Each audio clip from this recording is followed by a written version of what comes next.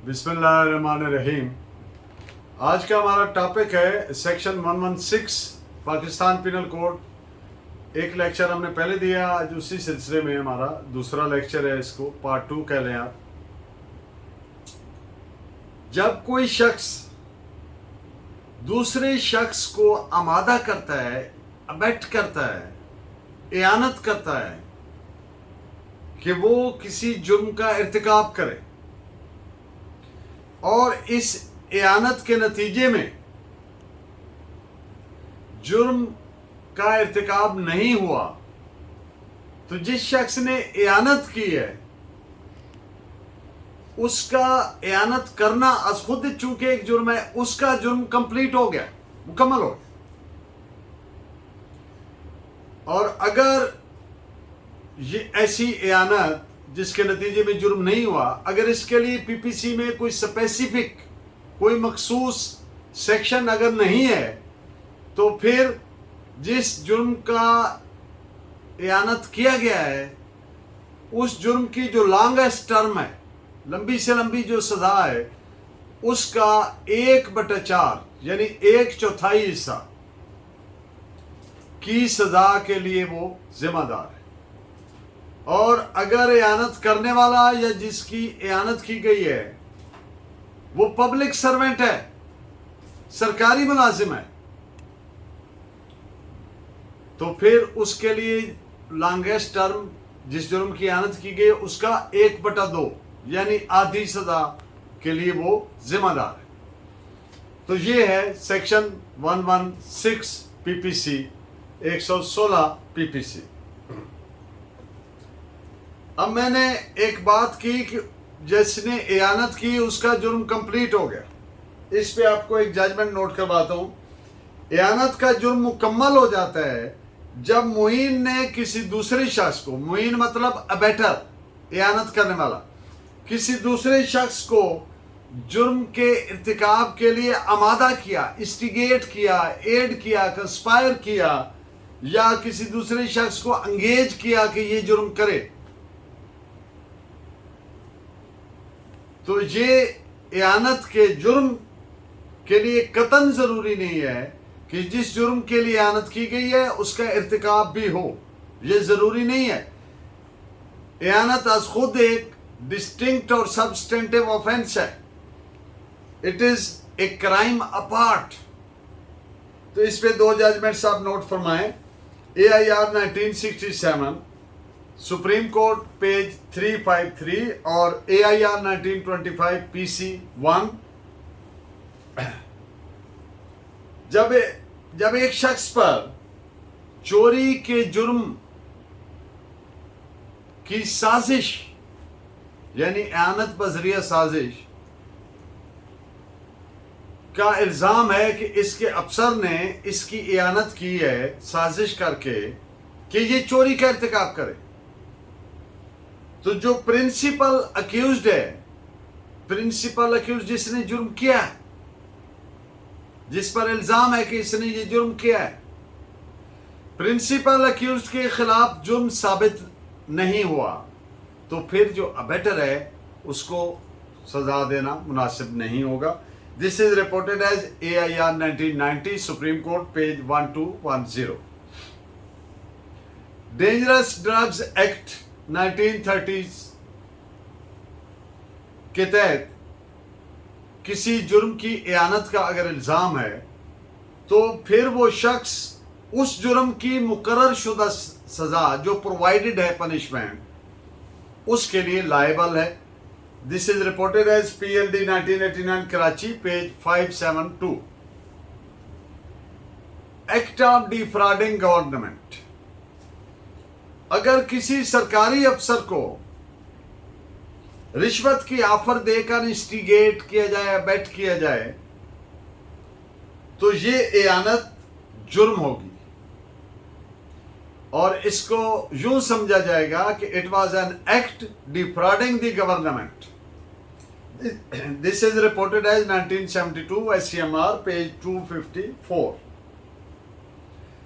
Section 116 को 161 PPC के साथ मिलाकर अगर पढ़ें, तो फैक्ट्स हैं इस मुकदमे के कि एक सरकारी अफसर को रिश्वत के लिए आमादा करना, एआनत करना, कि वो रिश्वत लेकर अपनी सरकारी हैसियत, ऑफिशियल कैपेसिटी को एक्सरसाइज करके तो उससे कोई नजायज फायदा लेने की खातिर रिश्वत ऑफर करना, तो ऐसी सूरत में जो एआनत जुर्म 161 बनती है, जो कि 116 पीपीसी के तहत काबिल सजा है। This is reported as AIR 1924 Lahore, page 355। एआनत किसी भी किस्म की हो, यानी 107 से लेकर 117 तक जो दफात है, उनमें दी गई अबेटमेंट की कोई भी किस्म हो,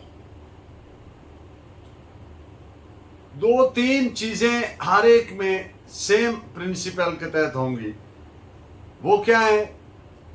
क्या एआनत वाला जुर्म काबिल जमानत है, बेलेबल है या नॉन बेलेबल है? काबिल राजीनामा है, कंपाउंडेबल है या नॉन कंपाउंडेबल है? काबिल दस्तंदाजी पुलिस है कि नहीं, कग्निजेबल है या नॉन कग्निजेबल है, वगैरह वगैरह। तो इसका एक क्राइटेरिया, प्रिंसिपल यूं समझ लीजिए कि वो जुर्म जिसके इर्तिकाब के लिए एआनत जुर्म किया गया, वो अगर बेलेबल है तो एआनत जुर्म वाला जुर्म भी बेलेबल तस्वर होगा। वो अगर कग्निजेबल है तो ये भी कग्निजेबल है, वो नॉन कग्निजेबल है तो ये भी नॉन कग्निजेबल है, वो काबिल राजीनामा यानी कंपाउंडेबल है तो ये भी कंपाउंडेबल तस्वर होगा। इस पे आप जजमेंट नोट फरमाएं। AIR 1956 RAJ 37। Prevention of corruption act 1947 का कानून बनने से पहले रिश्वत के जुर्म की एआनत नॉन कग्निजेबल ऑफेंस था। This is reported as AIR 1920 Lahore, page 840।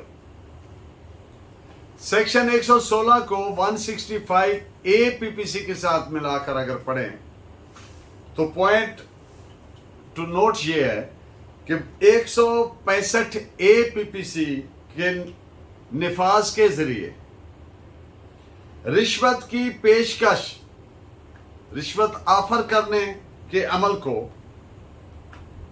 एक ऑफेंस और सब्सटेंटिव ऑफेंस डिक्लेयर किया गया है, करार दिया गया है, और एनहांस्ड पनिशमेंट प्रोवाइड की गई है, बढ़ा के सजा बढ़ा के इसमें दी गई है। इससे कतन फर्क नहीं पड़ेगा कि जो रिश्वत ऑफर की गई है क्या वो एक्सेप्ट हुई है या नहीं हुई है, इससे फर्क नहीं पड़ेगा। तो बात यूं हुई कि जब कोई शख्स सरकारी ऑफिसर को रिश्वत की ऑफर करता है तो वो जुर्म मुकम्मल हो जाता है। This is reported as AIR 1957 Supreme Court, page 8।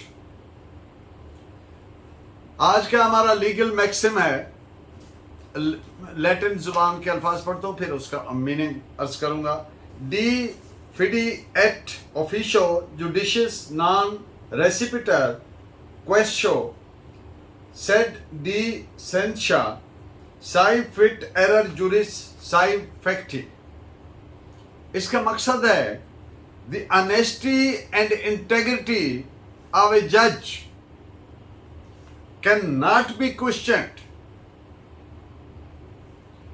but his decision may be impugned for error either of law or of fact।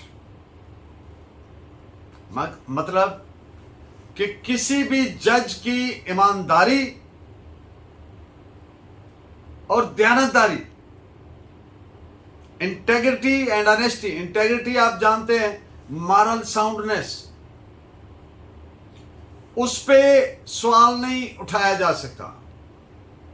हां, जज साहब के किए गए फैसला में अगर कोई गलती है, कानूनी या फैक्चुअल, उसको इम्प्यून किया जा सकता है, यानी इतराज किया जा सकता है। और चंद अशार, आए कुछ अब्र कुछ शराब आए,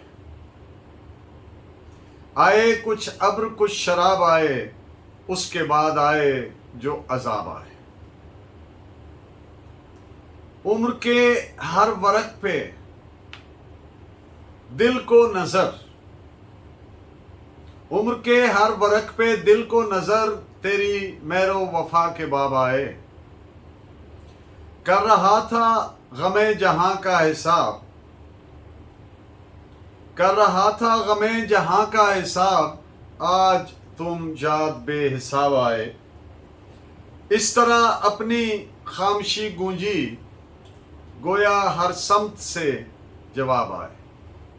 Thank you very much. Please keep watching and guiding me by your valuable comments. अल्लाह ने के बाद।